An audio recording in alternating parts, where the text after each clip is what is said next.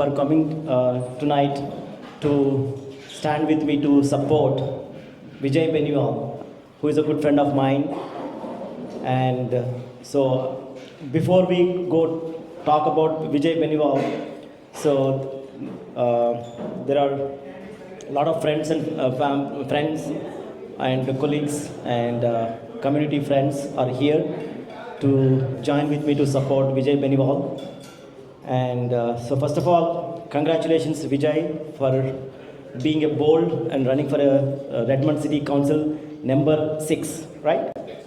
And so when Vijay and Ranga said that we are running for various positions, and then immediately I said that I would like to host an event to show our support to both candidates. But this event, this session, we are going to be exclusively talking about Vijay.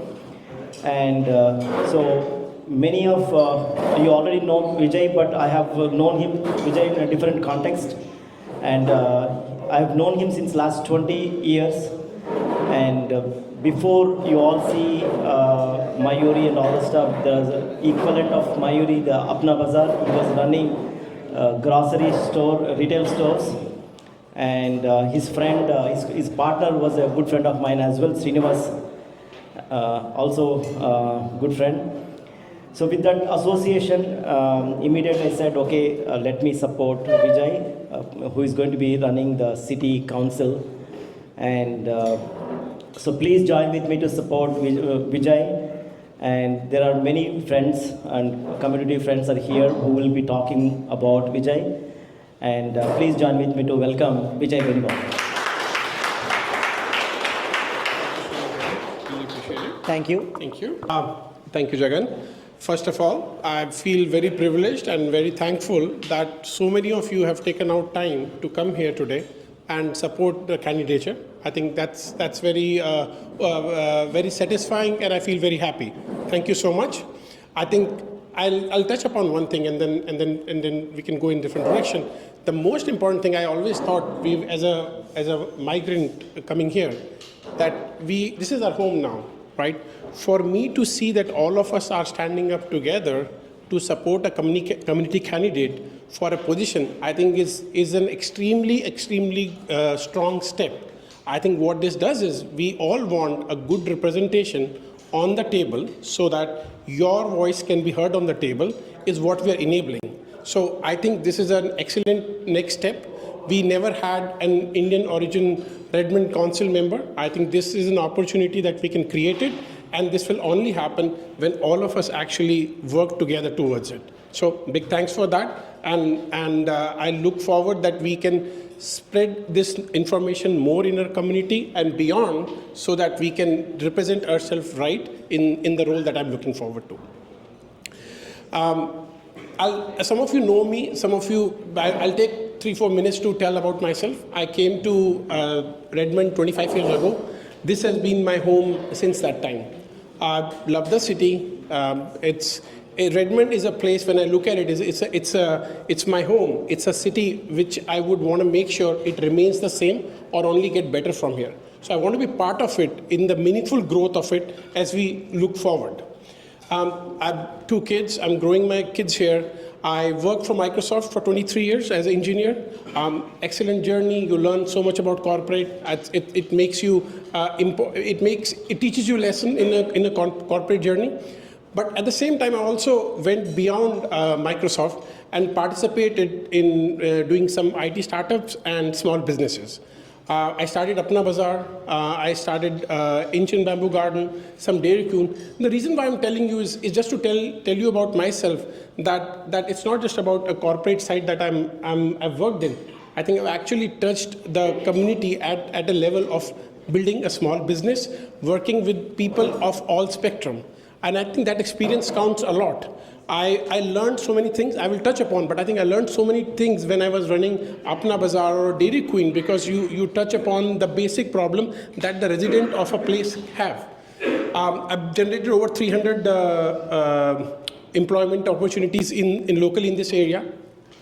Besides this, I expanded myself towards cricket. I think it's my passion that I took forward, and not just from playing cricket myself. I think for growing the sport and attaching youth to playing cricket, which is a sport I love it, and I think it'll help a youth to learn a lot of life lessons, which is very important. They play the sport, they become socially active, it's good for their fitness, they learn the life lessons of winning, losing. I think that engagement has been excellent.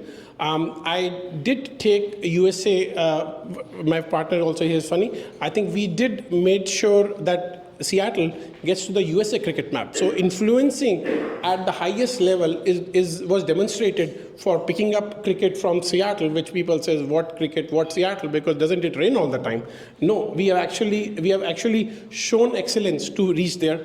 I became a USA national selector, and I think that gave me a lot of opportunity in terms of making sure at the national level they're looking at Seattle youth and Seattle cricket players. We run the minor league team, which is now almost touching 15,000 followers, which is a big number in the Pacific Northwest for a sport which is cricket. Outside of this, I'm very involved in community engagement. I've worked with many of you for different causes that you support. I think whether it is a donor or it's a volunteer or you'd give me a project that I need to work on, I think that is one of the ways I think we all, and I was talking at the Rath Yatra on the weekend, I think it's very important that all of us should participate and contribute at least 10% of your time or money towards social causes. Because imagine if all of us are doing that, how good the community would be when your causes are being addressed from the community members. It will be actually a very happy and healthy community. So I've been engaged 25 years continuously there are different causes that appeals to you. I think I try not to look at what the cause is, because if it's your cause, you believe in it, I believe in supporting that. I think that's a very important thing. Besides that, I did, before standing for this position, I involved in the electoral process for LD48. I joined as a PCO. Thanks to Chandra, and also was also an elected member of LD48 board.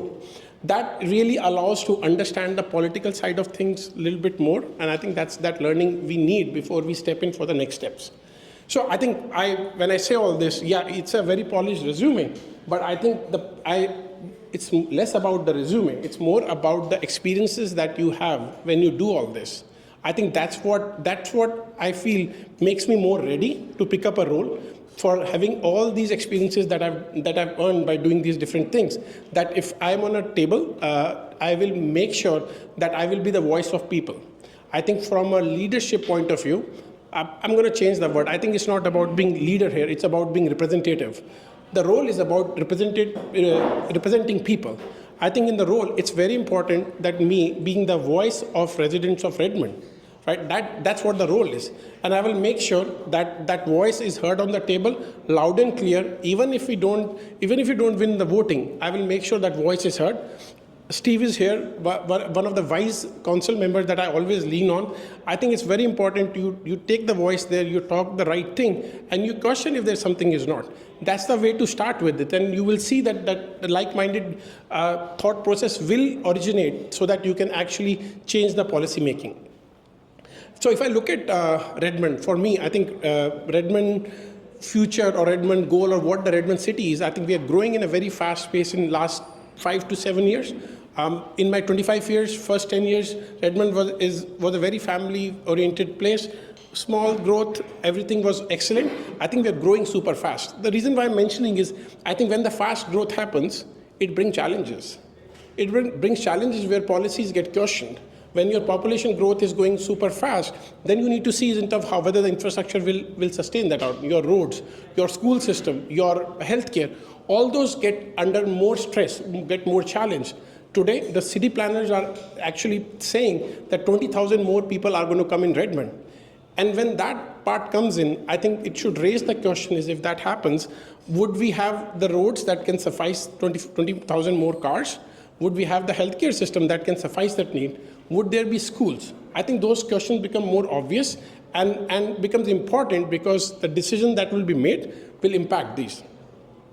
So, and I'm going to take this forward, and I would encourage a thought process, I think, which is very important. I think we should not look at what next from our generation point of view. I believe you should look at what after 20 years, 30 years, 40 years, 50 years. You want to make good decisions today so that when you go 30, 40 years forward, those decisions actually give you the strong results.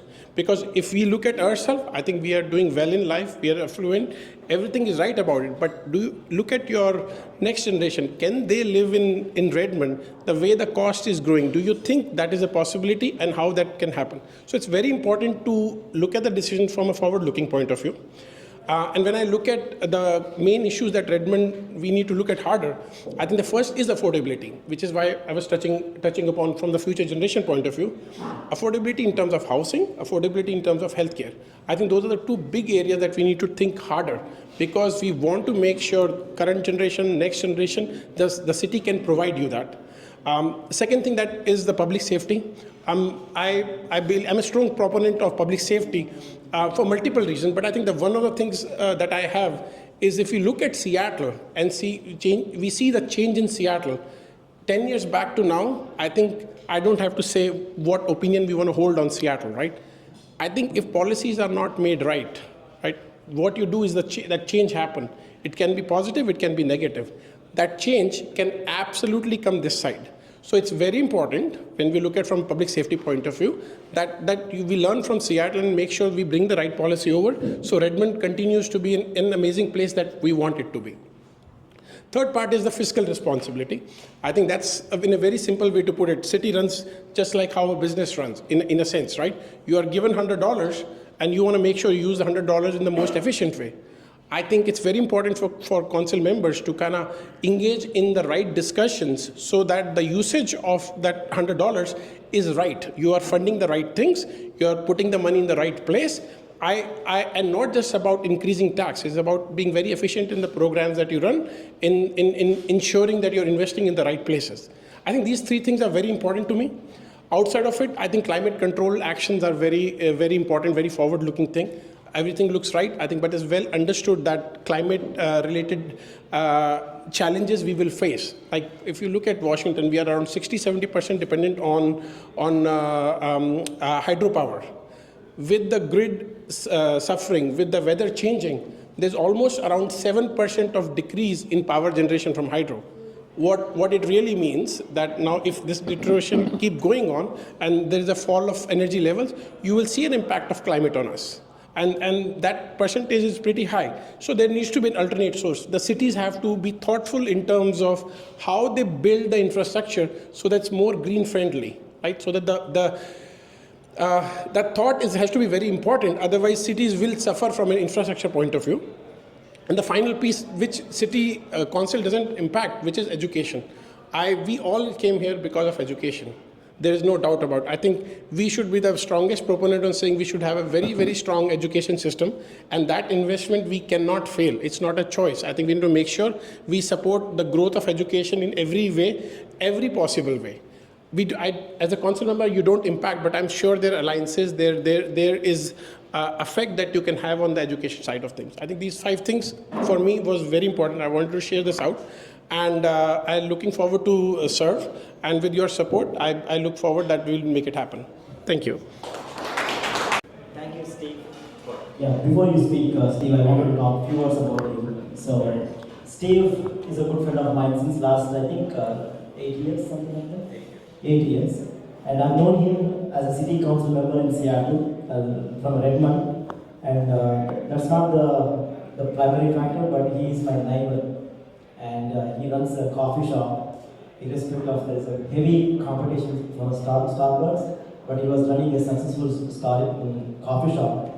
What is the name of it? Downpour. It is still there, and I always go there at the respective location. And it's a fantastic family, and we have had quite dinners together. And also, Steve also ran for a city mayor, Redmond city mayor, last term, and he just lost with a slight margins.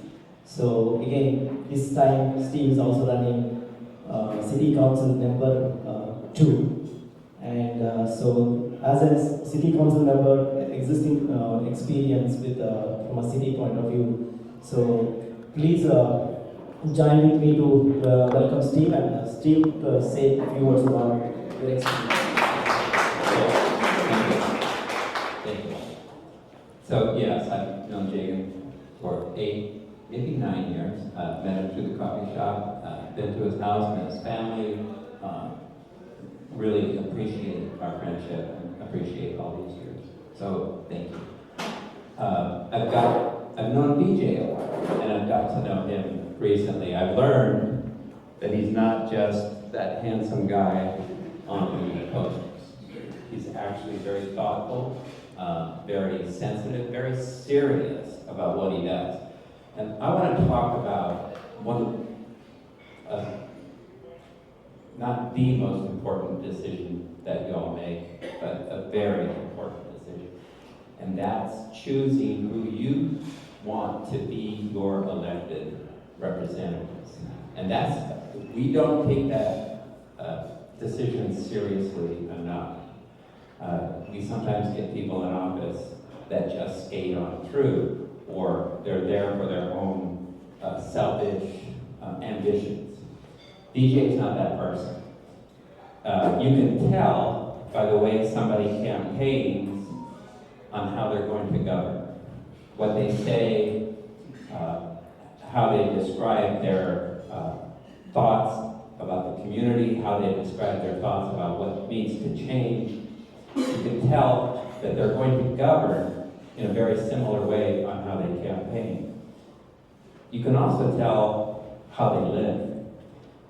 We just heard Vijay describe his life. And that's what happens when you campaign. You put yourself out there and you say, this is who I am, this is what I've done. And you're not bragging, you're just trying to explain to people why the choice you want them to make for them to be your representative. Y'all look like you have busy lives. You don't have time to know every issue.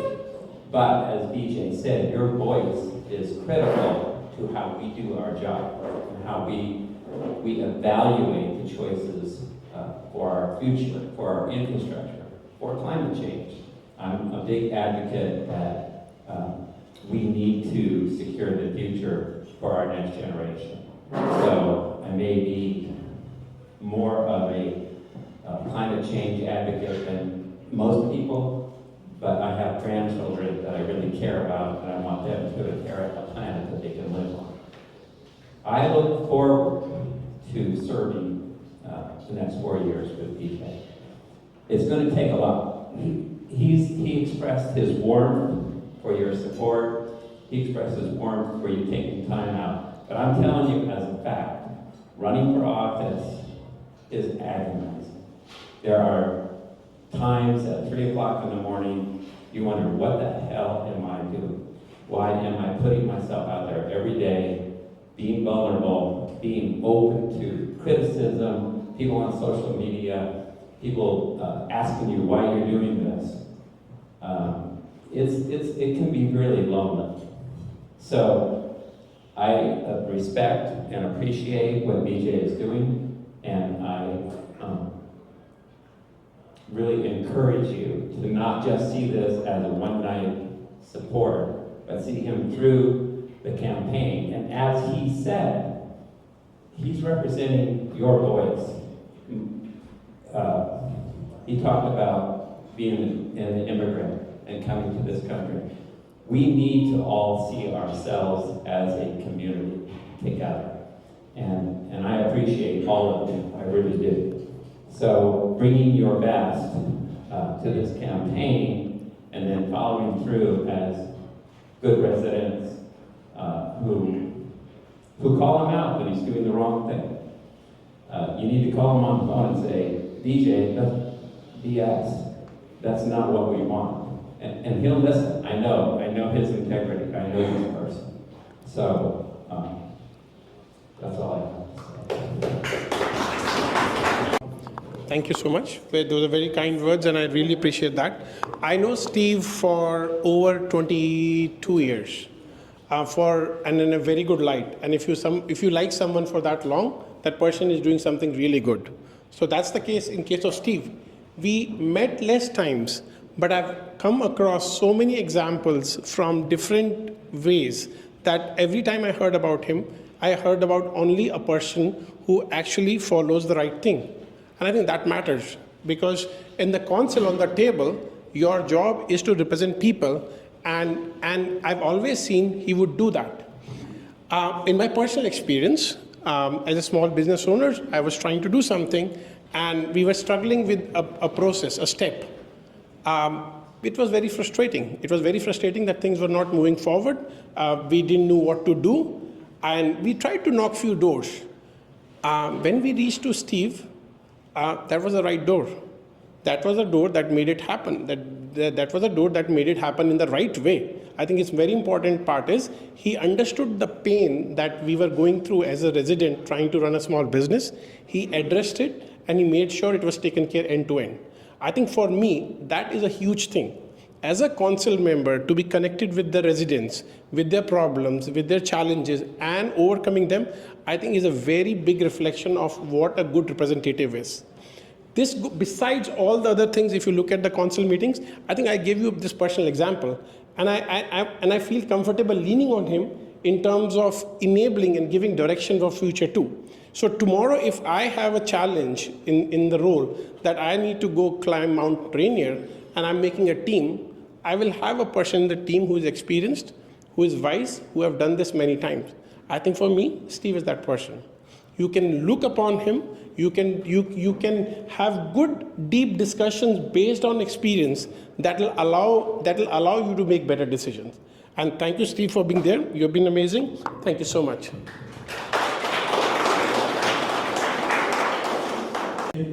I'm a Redmond resident. I see Redmond, Bellevue, and Bottle, three cities growing in different ways.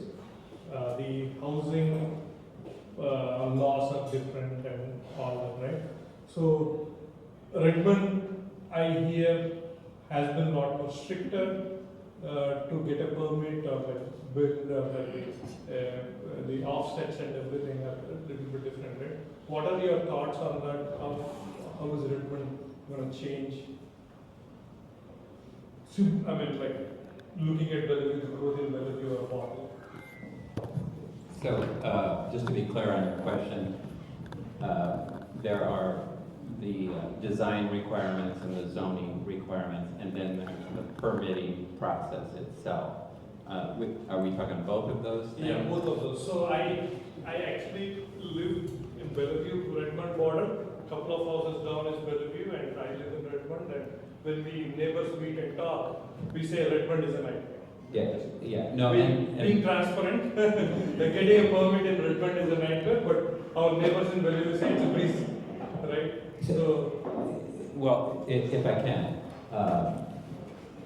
so that's true. That reputation has existed in Redmond, and it becomes my conversations with builders and developers and even homeowners who are trying to build a home or remodel a home is the two things. One, that the requirements are stringent on protecting the environment or protecting water runoff and those kinds of other issues. Not always fair though, because some of the bigger developers, I think, got some breaks they shouldn't have. So it's not been an even playing field from my perspective. But the permit, I'm going to answer your question in both questions separately. The permitting process it's archaic. We had a very bad technology system. They invested in a system, a permitting process that didn't work. I did that work when I was at King County, and as a council member, I gave my 2 cents and my advice to city staff to say, you need to back up and treat this as a technology project. Instead of finding a solution and then shopping around for a problem, you need to understand the problem first and then find a solution. And we are upgrading our permitting process. It's supposed to be faster, more friendly, quicker. It combines permits into sort of a one location permitting process. But we haven't rolled that out completely yet. But we're very aware of what you're describing. With respect to some of the requirements, that's a little bit more difficult. We do have a very strong emphasis on protecting the quality of water and the quality of, and preserving that.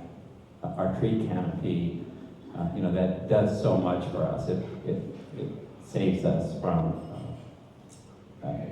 environmental damage with unprotected runoff of, we get a lot of rain in the Northwest.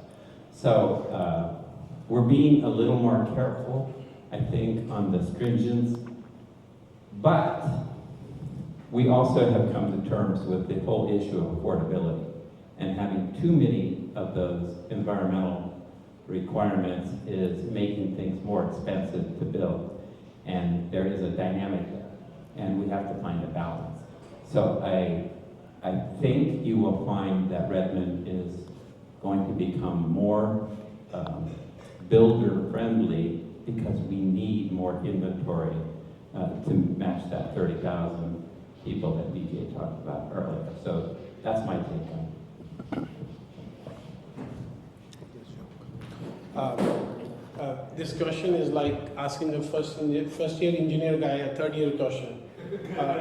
But I'll share my thoughts on this in a way I understand.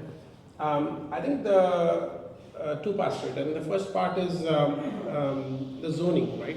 I think zoning is a factor that a city follows in terms of what kind of a growth they anticipate and what kind of a growth, based on their understanding, they want to afford.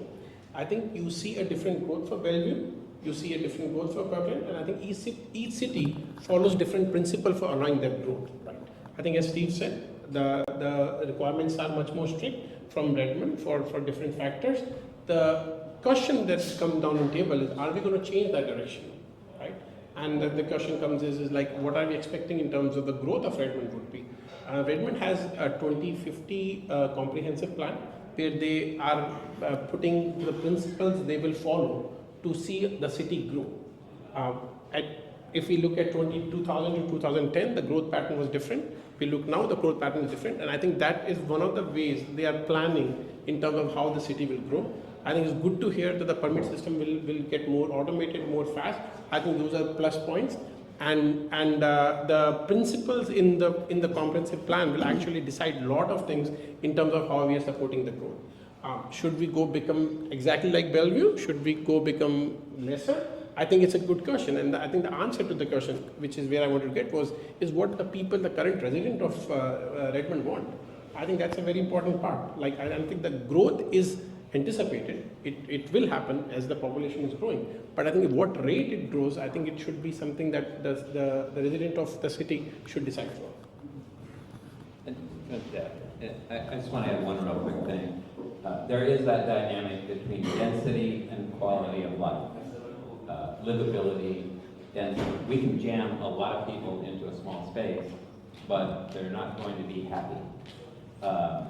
So there is that balance, and I think that we can get both. We just need to be thoughtful and careful. And that might be part of what you're seeing. We're in this zone of indecision. It's a transition, but we will get better. I promise you that. Hi, this question is for Vijay. Vijay, what is the most pressing or challenging need you think the diaspora is needed today that you want to go address once you are elected? I have something in mind. If what you are telling is not that, I will tell what it is. No, great. I think it's a good question. It's a tough question. But I think if I have to pick first thing, I would be very worried about the changes at the federal level and the impact that it will bring down on the cities, whether it is related to immigration, whether it is related to funding. I think those are, in my opinion, it's a sudden thing that has happened, But I think that is something we absolutely have to prepare better so that it does not change the quality of life. I think as a city, the most important thing city offers its resident is quality of life. We don't want any factors to impact that. For me, anything that changes the quality of life becomes the most important thing to target. So, and if it's not the central government related, I think the second part is the affordability, and I will touch on affordability from an housing point of view and from healthcare point of view. I think those two things contribute to your quality of life in the most significant way. I think that's what I would focus on. Yeah, definitely. It's a good point. And what I have in my mind is this growing community, culturally, we don't have a sufficient infrastructure that supports the cultural needs of this diaspora, mainly in terms of it could be either a community hall, a park or something, which will cater the needs of our Indian community or cultural needs. So this is challenge. Today we rely more on the schools, or the parks, or the public places, but there is no permanent to-go place. Is there something that has come to your thought? If you touch that topic around Indian community, I think we absolutely have to understand how the city plans to address a minority community having their functions, having their events managed, right? I think there is a very clear guidelines around it. I think it's very important that the city and the event organizers get together, understand that in a little bit of an advance, and plan their events in the most effective way. I think city should be welcoming for foreign cultural event from every community, but it should be well planned. I think that thought process is very important, and I think the willingness from both sides to make it happen in a way is very important. I think we should take proud that we are doing some events with touching 50,000 community members participating. I think that's a success story. I think we want to make it better. We want to make it better along with the guidelines that are put in place. And I think there should be cooperation on both sides. If certain guidelines are challenges, then we talk about it and discuss and address those. I think that's a good way forward, so that we can do our events more conveniently and on more repeat basis. Thank you. Where are you holding them both? Hold them both? Both, please. All right. I am technology. I'm not a Microsoft employee. So I'm going to speak to that just a little bit differently. I said this the other day. You hear politicians, they love to say this. They love to say, diversity is our strength. And I say, that's BS. Diversity is our opportunity to be stronger. It's not our strength on its own.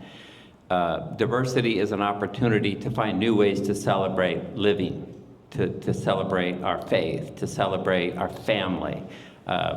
Diversity gives us opportunities to learn things that we didn't know and share with people who we've not known for that long.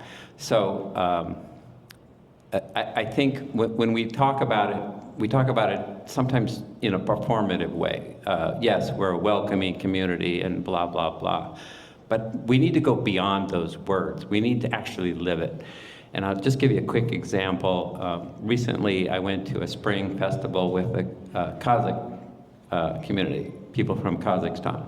And I was amazed how they have, for 5,000 years, dealt with these different diversity, religious, cultural, arts and performance issues and brought them all together, and they really appreciated one another. This country is only 250 years old. We've not really learned how to embrace diversity and turn it into unity. And unity is where the strength is. So years ago, there was a Ganesh celebration at Merrimore Park, and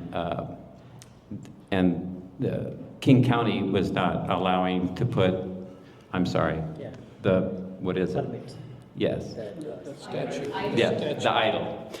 They didn't want the celebrants to put that into Lake Sammamish. And so I happened to have contacts I knew the director of parks at King County. And I called and I said, why are you not doing that? Why? It's sand. It's not toxic. It's not toxic materials. It's not going to hurt the water. And the argument I got back is, we don't know what's in. I said, well, they can tell you what's in there. And then the argument I got back was, it's religious, and we don't allow religious. And I said, we allow cultural celebrations. And it took a few days, but eventually they agreed. And I saw that as a real step forward, not just for the Indian community and the Indians who were celebrating that event, but for the county, for the government, because it was a step forward in understanding something that, because it was difficult for them to understand, they just immediately put on this binary decision, yes, no. So that was progress. And I think, going back to the example of the Kazakhstans, 5,000 years, maybe it takes us 5,000 years, but let's begin now. So we just need to do better. And I appreciate the question. Yeah, thank you, Steve, for supporting 2019 Ganesh Utsav. And there was a permit there was an issue to immerse at the last day of the event. And so we were very thankful to Steve, who took a bold step to get a permission to do the immersion. That was a very first experience in Seattle to have a grand scale of Ganesh immersion. And since Steve reminded us Ganesh Utsav, and this year again, 2025, August 29, we are doing the similar grand scale event. And for that, we exclusively brought Ganesh idol from Hyderabad, Dhulpet, which is a 15 feet Ganesh statue, had come from India. It is sitting in fact, it is sitting in my office garage, big idol. And so we are looking forward to have a great event this year. And again, Steve, on behalf of Indian community, I request you again, the City Council and the City of Redmond and Bellevue, to support us to this great event. Thank you, Steve, for all your support going forward again. That actually is a very good reflection of good representation at the council. I think as a community, as a resident, there is something we wanted to happen. And the other side, we could not get the message conveyed that this is what we want. It is actually safe. It's nothing harmful, something good. But I think Steve played that role of understanding and translating to make it happen. I think that's a good council member that we look upon to. Thank you, Steve. Mr. Shah.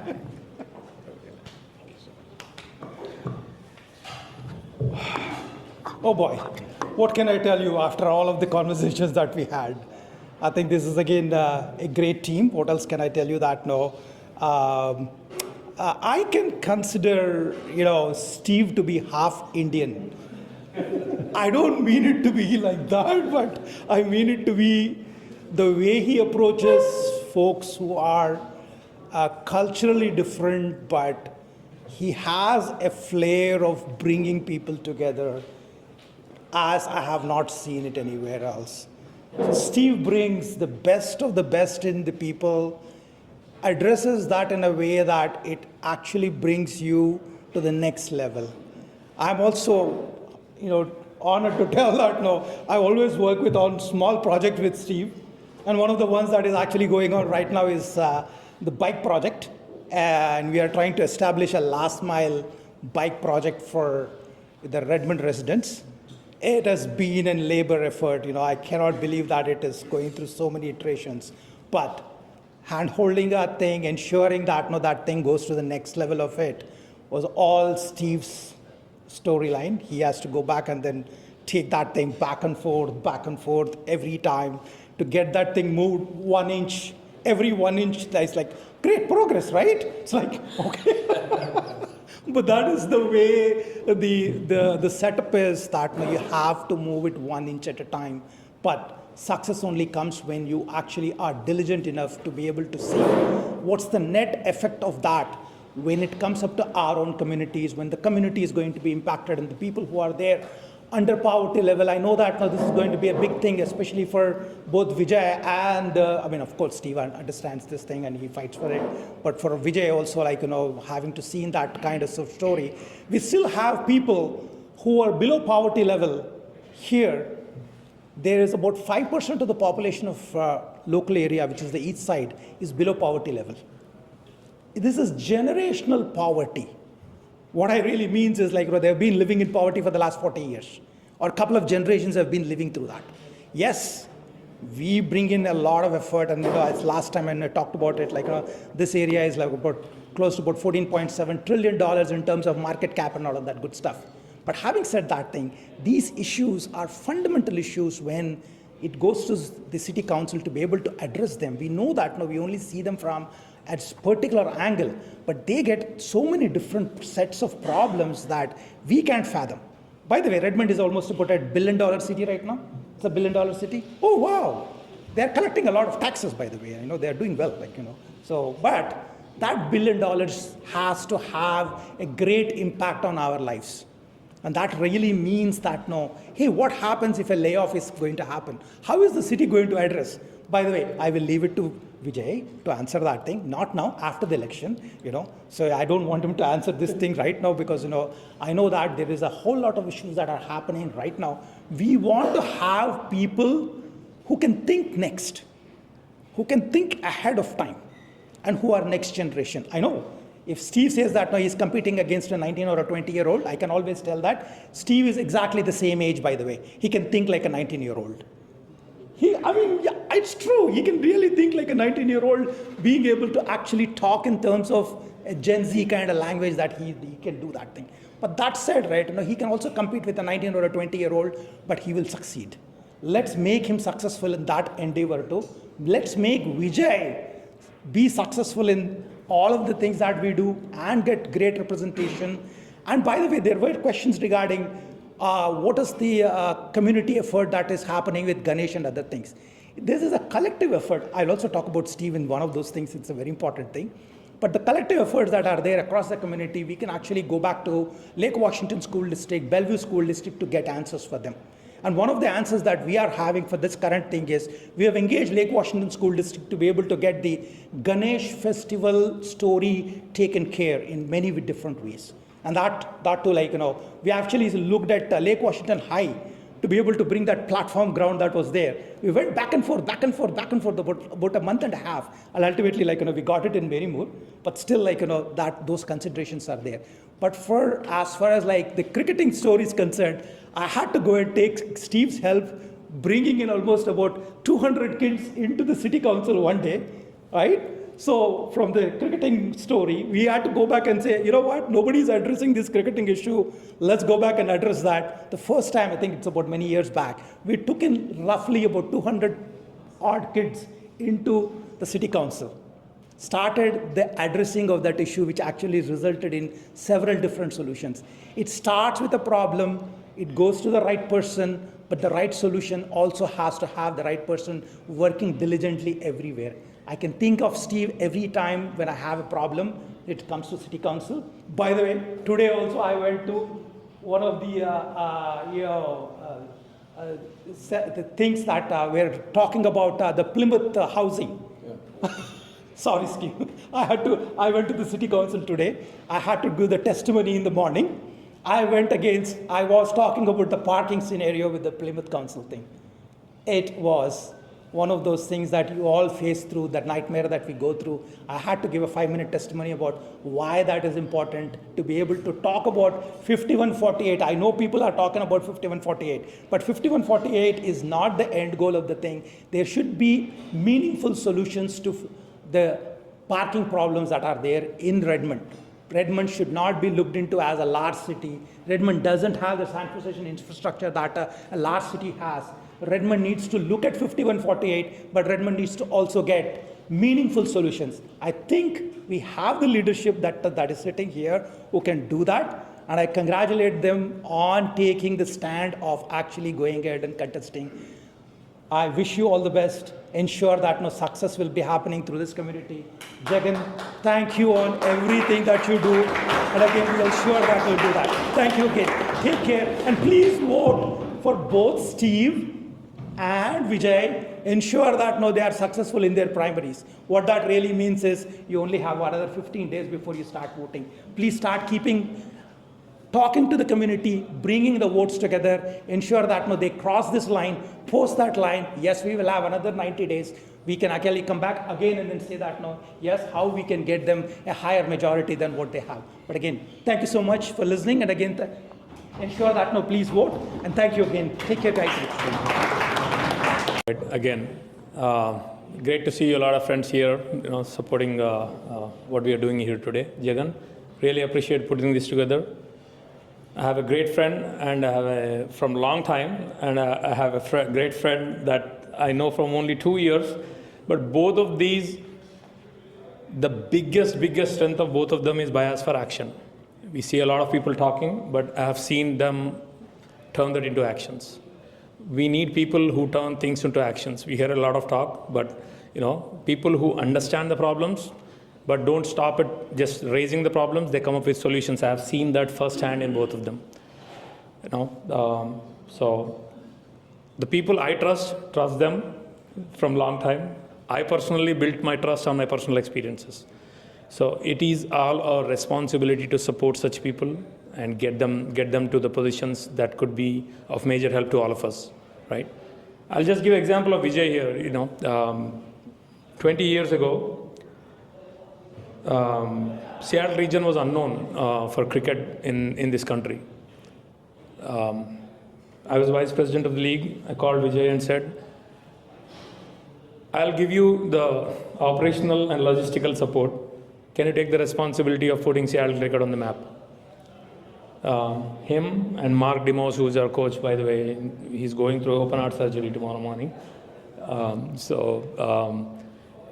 Next 4 years, we became a powerhouse. Did we know how to get there? We had knowledge, but we didn't know how to get there? No. But the drive, the intention, the thought process, and the needed effort got us there in 3 to 4 years. And not just then, over last 2 decades and many scenarios, I have seen him being able to work with people, like-minded people, or convince people who are not bought on ideas, right? It takes an effort. To make progress, you have to carry people who understand you, and also it's an important skill to be able to articulate and take extra time to get other people on board too, by showing them this. That means effort. That means going into detail, right? So make a difference. Each of you here are here for a reason. You are community leaders. Take it as personal challenge. Get 50 votes each minimum to these guys into this primary, and you can help them with funding too. This is all very important, and it's an opportunity for us to make a difference for ourselves back, right? So I don't want to extend the talk, but all I'm saying is, knowing them, this is the time for all of us to stand up and support them.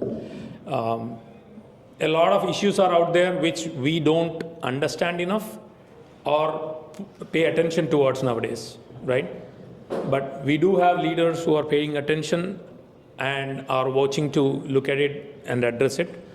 I know for sure these 2 guys can get things done. That's why, I'm standing here to say I'm fully behind them, and let's all work together to get them the needed support and make sure we see them in primary and next wins. Awesome. Thank you. So I know Vijay, and also through my close friend, I know his partner, C2S Senagapalli, Apna Bazaar. They've been working last 20 plus years, building Apna Bazaar, serving groceries and all for all our community. So my friend trusts him and I trust you. We have a business magnates here. Microsoft and all. Redmond is all about business and entrepreneurs. I know we have times that we are kind of in tech community losing jobs and all. I think the alternative is council members like this. Make jobs. We all have jobs and our next generation too. So I'm sure they can do better job serving, and I hope to see as a fellow council members from Bothell to Bellevue or Redmond or whatnot. Thank you very much.